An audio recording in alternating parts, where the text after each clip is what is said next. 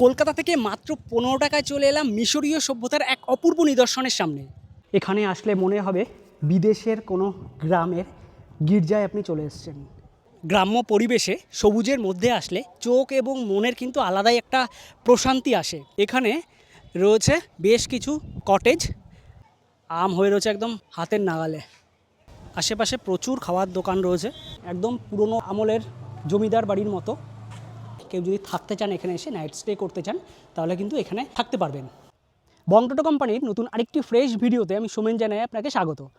আজকে আমি আপনাদের নিয়ে চলে এসেছি কলকাতার বেশ কাছে প্রায় 80 বিঘা জমির উপর গড়ে ওঠা এমন একটি জায়গায়, যেখানে আসলে আপনারা মিশরীয় সভ্যতার অনুভূতি খুব কাছ থেকে অনুভব করতে পারবেন। তাছাড়া এখানে রয়েছে পার্ক, রয়েছে বোটিংয়ের ব্যবস্থা, তাছাড়া অফুরন্ত খোলা মাঠের মধ্যে সূর্যমুখীর বাগানে ঘিরে থাকা শ্বেতশুভ্র একটি গির্জা। শুধু তাই নয়, এখানে রয়েছে গরিবের শপিং মল, রয়েছে রাতে থাকার ব্যবস্থা। শান্ত নিরিবিলি এই গ্রাম্য পরিবেশে আপনারা কিন্তু একটা দিন অনায়াসে কাটিয়ে যেতে পারেন এবং এই জায়গাটি কিন্তু আপনাদের উপভোগ্য হবে। তো এই জায়গাটি কোথায় রয়েছে, কিভাবে আসবেন, এখানকার আরও তথ্য তুলে ধরবো আপনাদের সামনে এই ভিডিওটি সম্পূর্ণ দেখতে থাকুন। প্রথমেই বলে দিই কিভাবে এখানে আসবেন। আমি আমার জার্নিটা শুরু করেছিলাম বারাসাত স্টেশন থেকে। আপনি যদি কলকাতার দিক থেকে আসতে চান, তাহলে শিয়ালদা থেকে শিয়ালদা হাসনাবাদ লোকাল ধরে এসে নামতে হবে মধ্যমপুর স্টেশন। শিয়ালদা থেকে মধ্যমপুর স্টেশনের দূরত্ব 68 কিলোমিটার, সময় লাগে 1 ঘন্টা 50 মিনিট, ভাড়া লাগে 15 টাকা। আর যদি বনগাঁ দিক থেকে আসতে চান, তাহলে বনগাঁ শিয়ালদা লোকাল ধরে এসে নামতে হবে বারাসাত। এরপর বারাসাত থেকে হাসনাবাদ লোকাল ধরে চলে আসতে হবে মধ্যমপুর স্টেশন। তাছাড়া বাই রোডে আসতে চাইলে এই জায়গাটি রয়েছে বসিরহাট এবং টাকির মাঝামাঝি জায়গায়। সময় এখন দুপুর 12টা 20। আমি দাঁড়িয়ে রয়েছি মধ্যমপুর স্টেশন। এবার আপনাদের বলে দিই, আজকে আমি যাচ্ছি টাকি এবং বসিরহাটের মাঝামাঝি একটি জায়গা, সেটা হচ্ছে ঘোষবাড়ি। না, এটা কোনো বাড়ি নয়, এটা হচ্ছে 80 বিঘা জমির উপর গড়ে ওঠা বৈচিত্র্যময় একটা জায়গা। তো কী কী রয়েছে এখানে, তো সেটা জানার জন্য ভিডিওটি কন্টিনিউ করুন। আর এটা হচ্ছে, আমি দেখিয়ে দিই, মধ্যমপুরের 2 নম্বর প্ল্যাটফর্ম। এবার এখান থেকে ওভারব্রিজ দিয়ে চলে যাব 1 নম্বর প্ল্যাটফর্মের বাইরে। প্ল্যাটফর্মের বাইরে বেরিয়ে যাব, সেখান থেকে টোটো বা অটো কী পাই দেখি, তাতে করে যাব ঘোষবাড়ি।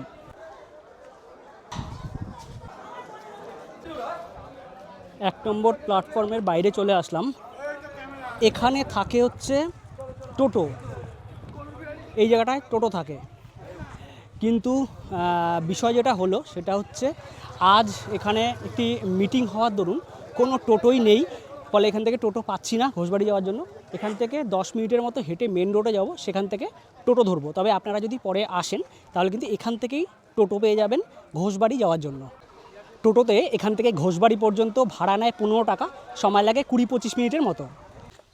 কিছুটা হাঁটার পর বরাত জোরে একটা টোটো পেয়েছি, জানি না যাবে কি না, চিল্লামিল্লি করে তো দাঁড় করালাম। তো এই কাকার টোটো পেয়ে গেছি।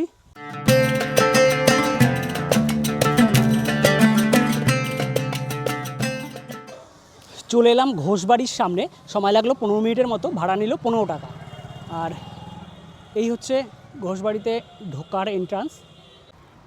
চলুন ঢোকা যাক। গেট দিয়ে ঢুকলেই প্রথমেই ডান দিকে রয়েছে বিশাল একটি সাদা বাড়ি। এটা হচ্ছে ঘোষবাড়ির যে পরিবারের সদস্যরা, তারা কিন্তু এখানে বসবাস করেন। আর এই বাড়ির নিচেই এখানে ছোট্ট একটা জায়গা রয়েছে, একটু দেখাই। এই জায়গাটা কিন্তু মানে খুব পুরনো আমলের যে চেয়ার, যে টেবিলগুলো ছিল আর কি, সেই সময়কার যে আভিজাত্য, সেটা কিন্তু প্রকাশ পাচ্ছে এই জায়গাটা আসলে। ঘোষবাড়ির এই যে বসত বাড়ি, সেই বসত বাড়ির ঠিক পাশেই এখানে একটি জায়গা রয়েছে, একটি বাড়ি রয়েছে। এটা কিন্তু আর্টিফিশিয়াল, এটা কিন্তু মানে কংক্রিটের নয়, এটা হচ্ছে দুর্গা মণ্ডপ। আর সামনেই রয়েছে দুটো বড় বড় হাতির মূর্তি, এখানে একটা রয়েছে আর ও পাশে আরেকটা রয়েছে। চলুন একটু সামনে গিয়ে দেখিয়ে দিই। এটা একদম টিপিক্যাল দুর্গা দালানের মতো, লাল রঙের, খুব সুন্দরভাবে করা। মা দুর্গার খুব সুন্দর এখানে মূর্তি রয়েছে। আর পেছনের পুরো জায়গাটা জুড়ে ছবি, বিভিন্ন ধরনের ছবি আঁকা। দুর্গাপুজোর সময়ের গ্রাম বাংলার যে ছবি, সেই ছবিগুলো কিন্তু এখানে পাওয়া যাচ্ছে। এই দুর্গা মণ্ডপের ঠিক উল্টো দিকে এই যে জায়গাটা, এই জায়গাটাতে কিন্তু বিভিন্ন ধরনের অনুষ্ঠান এখানে হয়। এখানে একটি স্থায়ী মঞ্চ করা হয়েছে। লোকাল বিভিন্ন মানুষজনরা বড় বড় যখন নাম সংকীর্তন থেকে শুরু করে বিভিন্ন ধরনের অনুষ্ঠান হয়, তখন কিন্তু এনারা এই জায়গাটা করেন।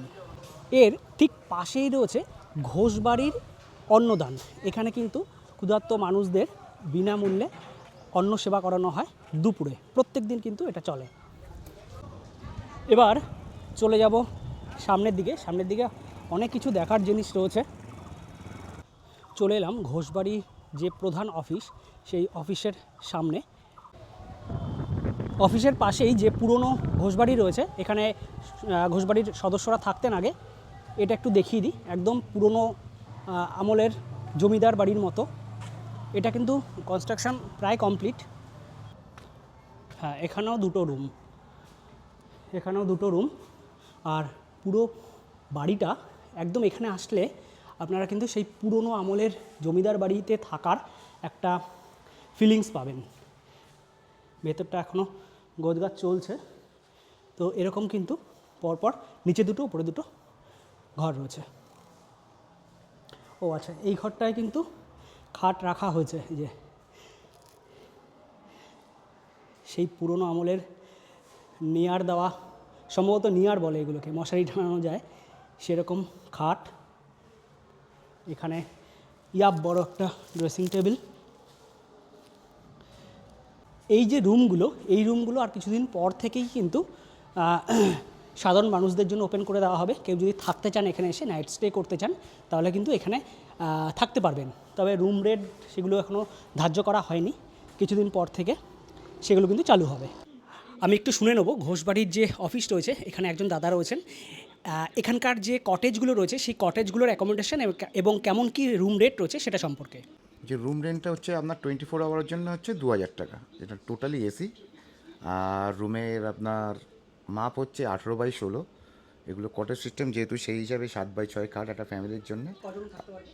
3 জন একটা ফ্যামিলি, যেমন বাচ্চা থাকলে মানে parents are 2 John children share করতে পারে। আর সঙ্গে পায়খানা বাথরুম অ্যাটাচ থাকে। খাবার আপনারা যদি মনে করেন, খাবার এখানে আমাদের অনেক হোটেল আছে, সেটা ওনারা এসে, এখানে 5-6টা হোটেল আছে, সেখানে বললে ওনারাই ব্যবস্থা করে দেবে। ঘোষবাড়ি ঢোকার জন্য কোনো এন্ট্রি নেই, না পার্কিং চার্জ, কিছুই লাগে, টোটালি ফ্রি। ফোন নম্বর হচ্ছে, যদি কেউ আসতে থাকে তাহলে আমার নম্বর হচ্ছে 7029426825। ভিডিওটির সাথে থাকুন। এখানকার যে কটেজগুলোর কথা বললাম, সেই কটেজগুলো পেছনের দিকে রয়েছে, সবটা কিন্তু আপনাদের ঘুরিয়ে দেখাবো। এবার বাঁ দিকটায় যাব। অ্যাকচুয়ালি অনেক বড় জায়গা, একটা দিক করে যদি না ঘোরা হয় তাহলে কিন্তু সব দিকটা কভার করা যাবে না। সকলের বাড়ি ঘোষবাড়ি। আর পেছনের দিকে রয়েছে কিন্তু অসময়ের মেলা। মানে এখানে যখনই আসবেন তখনই কিন্তু মেলার ফিলিংস পাবেন। এখানে মেলার সমস্ত রকম সরঞ্জাম রয়েছে। পরে দেখাচ্ছি এই দিকটা, আগে বাঁ দিকটা একটু ছোট্ট করে ঘুরিয়ে আনি। কেন বলছি, এই ঘোষবাড়ি হচ্ছে বৈচিত্র্যময় একটা জায়গা, সব কিছু রয়েছে এখানে। সামনে রয়েছে শপিং মল, এখানে রয়েছে ঘোষবাড়ির শপিং মল। খুব স্বল্প মূল্যে এখানে কিন্তু জামা কাপড় থেকে শুরু করে বিভিন্ন রকম জিনিসপত্র এখানে পাওয়া যায়। ছোট থেকে বড় সবার কিন্তু এখানে জামা কাপড় রয়েছে। আর এখানে বিভিন্ন ধরনের, আপনারা আসলে কিন্তু এখান থেকে শপিংও করতে পারেন। শপিং মলের পাশেই রয়েছে পুরুষ এবং মহিলাদের জন্য ফ্রি টয়লেট। আর এখানে একটা বসার জায়গা রয়েছে। এখানে পদ্ম চাষ এবং শাপলা চাষ কিন্তু করা হয়। চলে এলাম ঘোষবাড়ির অন্যতম আকর্ষণীয় জায়গা তুতেন খামেনের সমাধি ভবনের সামনে। চলুন আপনাদের দেখাই। মিশরীয় সভ্যতার অপূর্ব নিদর্শন এখানে তুলে ধরা হয়েছে। সামনে রয়েছে একটি পিরামিড। আমরা ইজিপ্টে যেরকম পিরামিড দেখি, ঠিক সেরকম আকারের একটি পিরামিড। সেরকম উচ্চতার নয় অবশ্যই, ছোট্ট আকারের একটি পিরামিড এখানে রয়েছে। আর মিশরীয় সভ্যতার যে নিদর্শনগুলো সেগুলো কিন্তু এখানে স্পষ্ট। সামনে পিরামিড আর পেছনের দিকটায় রয়েছে তুতেন খামেনের সমাধি কক্ষ। পিরামিডের পেছনেই রয়েছে সমাধি ভবন, এখানে ঢোকা যায়। আর এখানে দেখুন লেখা রয়েছে ঘোষবাড়ি মিশরীয় সভ্যতার দুর্গোৎসব। এখানে কিন্তু অ্যাকচুয়ালি দুর্গোৎসব করা হয়। আর ওপাশে লেখা রয়েছে তুতেন খামেনের সমাধি ভবন। অসাধারণ এই জায়গাটি, এবং এখানে আসলে কিন্তু আপনাদের কিছু সময়ের জন্য মনে হবে যে আপনারা মিশরীয় সভ্যতায় চলে এসেছেন। সেখানকার ছোট ছোট যে নিদর্শনগুলো এখানে কিন্তু আপনারা আসলে আপনারা লক্ষ্য করতে পারবেন। ঘোষবাড়ির এই যে স্পেশাল জায়গাটা, মিশরীয় সভ্যতার জায়গাটা, এখানে ঢুকতে গেলে কিন্তু আলাদা চার্জ লাগে, 30 টাকা করে টিকিট। কিন্তু দুঃখের বিষয় গেট এখন বন্ধ রয়েছে, আমি ভেতরে ঢুকতে পারলাম না। তো চলুন সামনের দিকে এগিয়ে যাই, আরও অনেক কিছু কিন্তু দেখার রয়েছে এখানে। এটা হচ্ছে অ্যাকচুয়ালি পেছনের দিকের গেট। এখানে একটা মূর্তি রয়েছে, ওপাশে একটা স্ট্রাকচার রয়েছে ডাইনোসরের। আর এই গেট দিয়ে বাইরে বেরিয়ে গেলে এখানে অটো স্ট্যান্ড রয়েছে। এই জায়গাটা একটা পার্ক, ঠিক আছে। এখানে বিভিন্ন ফ্রি রাইডস রয়েছে, সব এগুলো ফ্রি রাইডস বাচ্চাদের জন্য। দোলনা রয়েছে, স্লিপ রয়েছে, আর এখানে বাচ্চারা খেলাধুলা করছে। দিদি, আপনি কোথা থেকে এসছেন? বসিরহাট থেকে এসেছি। এই প্রথম আসলেন এখানে? না, এসেছি অনেকবার। আচ্ছা আচ্ছা, কেমন লাগে এখানে এসে? ভালোই লাগে। মানে বাচ্চাদের নিয়ে এসছেন নাকি? হ্যাঁ। আচ্ছা আচ্ছা, ঠিক আছে ঠিক আছে। এখানে আম গাছের ছড়াছড়ি। এখানেও কিন্তু রয়েছে ফ্রি রাইডস। আর আপনাদের দেখাই, ওপাশটা দিয়ে রয়েছে কটেজগুলো। তো চলুন এবার কটেজের দিকে যাওয়া যাক। এই আম বাগানের পাশেই আরেকটি জায়গা রয়েছে, এটা হচ্ছে সূর্যমুখীর বাগান। এখানে চাষ করা সূর্যমুখী, একদম ফাঁকা একটা জায়গা, মাঠ। এখানে গাঁদা ফুলের গাছ লাগানো হয়েছে, ফুল এখনও ধরেনি। প্রচুর সূর্যমুখী হয়ে রয়েছে, হলুদ হয়ে রয়েছে একদম। এখানে অনেকটা জায়গা জুড়ে এরকম সূর্যমুখীর চাষ করা হয়েছে। শীতকালে কিন্তু আরও ভালো লাগবে এই জায়গাটা, বেশ ভালো লাগছে এই জায়গাটা। আর এখানেও বসার জায়গা রয়েছে, নিরিবিলিতে দুদণ্ড প্রিয় মানুষের সাথে এসে থাকতে পারেন। এখানে রয়েছে বিভিন্ন ধরনের ফুল গাছ। এখানে বেশ বড় একটা ঝিল মতো করা হয়েছে, যেখানে বোটিং করা যাচ্ছে। এখান থেকে শুরু হয়ে এটা একদম সামনের দিক দিয়ে গিয়ে অনেকটা গেছে। আর এখানেই কিন্তু রয়েছে কটেজগুলো। তাছাড়া এখানে কিন্তু বসার জায়গাও রয়েছে, ভালো লাগে। এখানে বেশ ঠান্ডা ঠান্ডা হাওয়া দিচ্ছে। গ্রাম্য পরিবেশে সবুজের মধ্যে আসলে চোখ এবং মনের কিন্তু আলাদাই একটা প্রশান্তি আসে। আর ঠিক সেরকমই এখানে রয়েছে বেশ কিছু কটেজ। আর এই কটেজগুলো এমন একটি জায়গায় রয়েছে, পাশে এরকম সবুজ মাঠ যেখানে চাষ আবাদ করা হয়, আর সামনে হচ্ছে এরকম একটা ছোট্ট ঝিল যেখানে বোটিং করা যায়। চলুন এবার সম্ভবত দেখাতে পারবো কি না ভেতরটা জানি না, বাইরে থেকে একটু দেখাই। এখানে একটা দুটো তিনটে কটেজ রয়েছে এরকম, ওপরে অ্যাজবেস্টার দেওয়া, আর এরকম একটা মাটির বাড়ির একটা আদলে করা, তবে এটা কনস্ট্রাকশন করা। ওরে বাবা, বিশাল বিশাল রাজহাঁস। এখানেও একটা কটেজ রয়েছে, তবে এখানে গেস্ট রয়েছে। তো এরকম এখানে 3টে কটেজ রয়েছে, শুধু 3টে নয়, আরও কিন্তু ছড়িয়ে ছিটিয়ে অনেক কটেজ এখানে রয়েছে। পাশেই রয়েছে বোটিংয়ের জায়গা। বোটিংয়ে কত লাগছে? 30 টাকা করে। মানে কতজন যেতে পারবে এখানে? 4জন। টাইমিং আছে কিছু? 25 মিনিট। তো এখানে 30 টাকা করে 4জন করে বোটিং করতে পারবেন, 30 টাকা করে 25 মিনিটের মতো।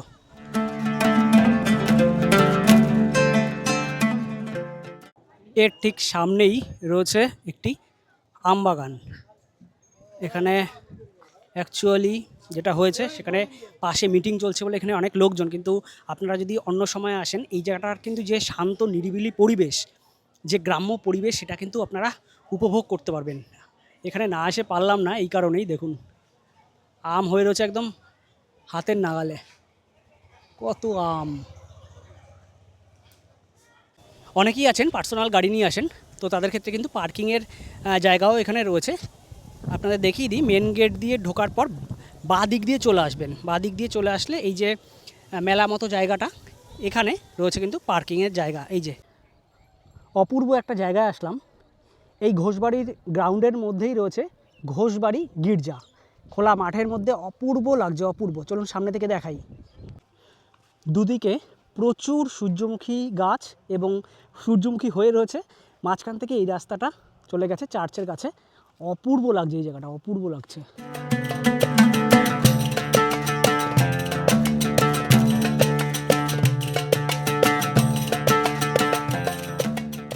চলুন এবার ভেতরটা একটু দেখাই। অসাধারণ।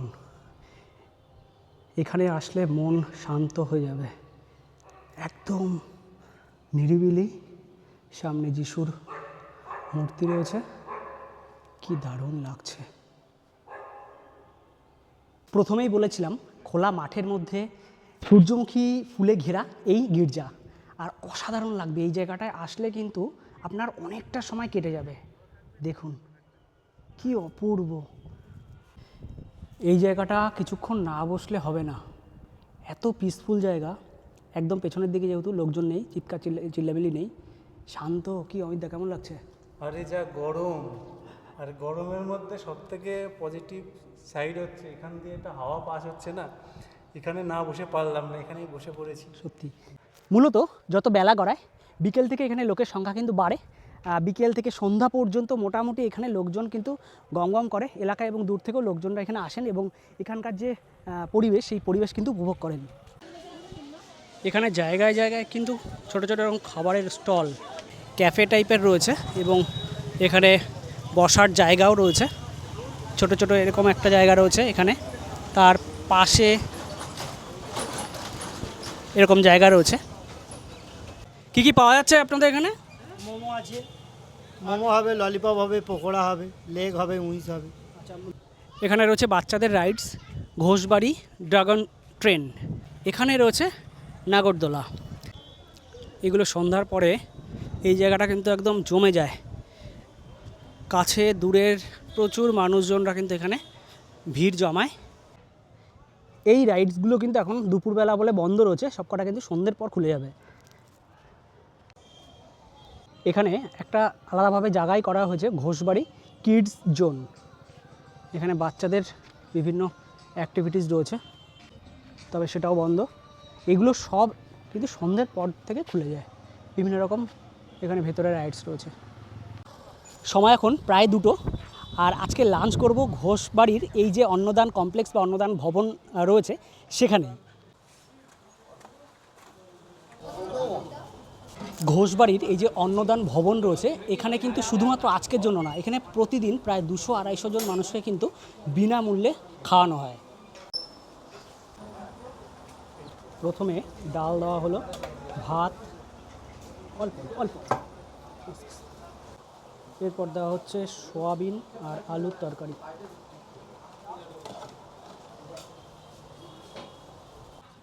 এখানে যারা ঘুরতে আসছেন দেখলাম তারাও খাচ্ছে, আর অ্যাকচুয়ালি আমাদেরও বললো যে খেয়ে যেতে।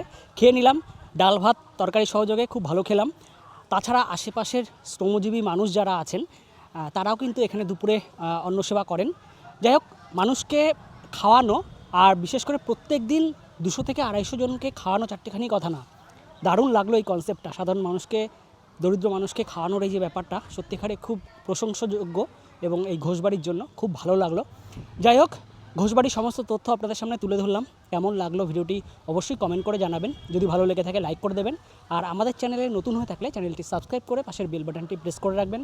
ধন্যবাদ, ভালো থাকবেন সবাই। দেখা হচ্ছে সামনের নতুন ভিডিওতে।